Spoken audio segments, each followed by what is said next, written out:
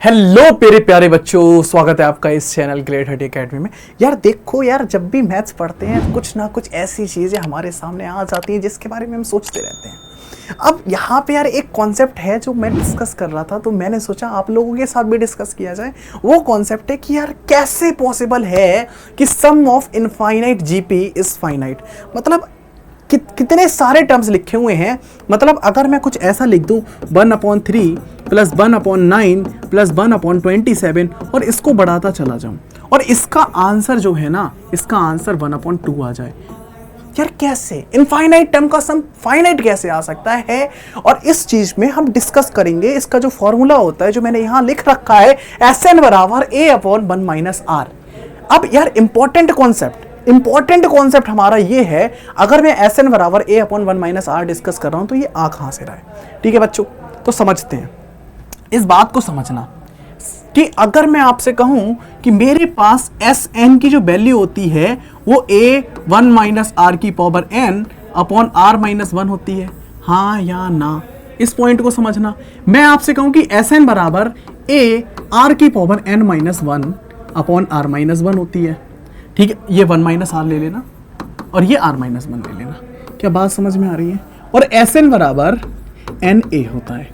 यार तीन अलग अलग फॉर्मूलाज बनते हैं, जबकि AP में तो एक ही फॉर्मूला बनता था, n/2 twice of a plus n-1 into d।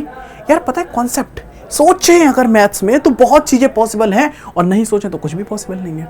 मैं आपसे कहूं कि मैं यहां पे ले रहा हूं r is less than equals to 1, r की वैल्यू 1 से छोटी। मैं यहां पे ले रहा हूं r is greater than equals to 1, मैं यहां पे ले रहा हूं r इक्वल्स टू 1। यार कंडीशन तीनों में अलग अलग, तीन अलग अलग फॉर्मूलाज सम ऑफ जीपी के, ये एन टर्म्स ऑफ जीपी के। मैं डिस्कस कर रहा हूं इनफाइनाइट जीपी की बात कर रहा हूं, इनफाइनाइट जीपी की लिखा ये रहा हूं क्योंकि ये जरूरी है उसको समझने के लिए। अब बेटा समझना इस बात को बच्चों, समझो कि मैंने यहां पे ये चीजें लिख दी।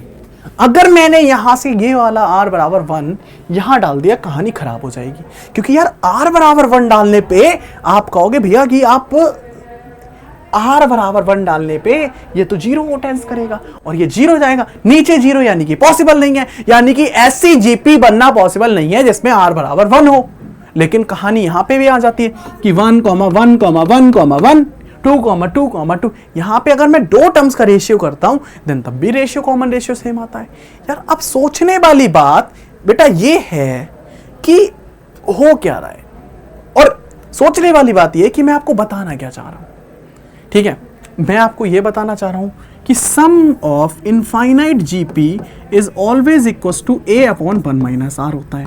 इस बारे में हम डिस्कस करना चाह रहे हैं कि sum of infinite GP is always equals to a/1 - r।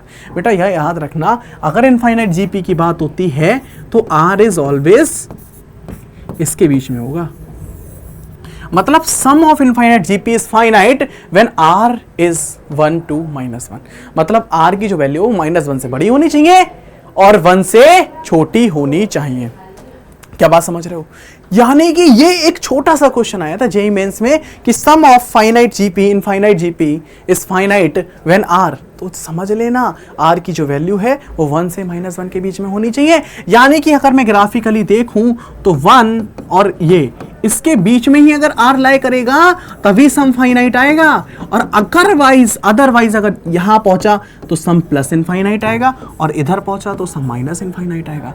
यार मैथ्स को इतना डिटेल में ग्राफिकली अंडरस्टैंड करना एक अपने आप में आर्ट है। मैं इस फॉर्मूले पे आया हूं a/1 - r, लेकिन सर आप अभी ये फिर से आपका यही क्वेश्चन होगा कि यार ये आ कैसे रहा है, ये आ कहां से रहा है, क्यों आ रहा है? समझना बात को, थोड़ा सा और तरीके से सोचते हैं। मैं इस फॉर्मूले को लेता हूं, ठीक है, ध्यान से सुनना। Sn बराबर a1 - r की पावर n अपॉन 1 - r। अब मैं थोड़ा सा कलर चेंज करता हूं ताकि आपकी अप्रोच अच्छी बने।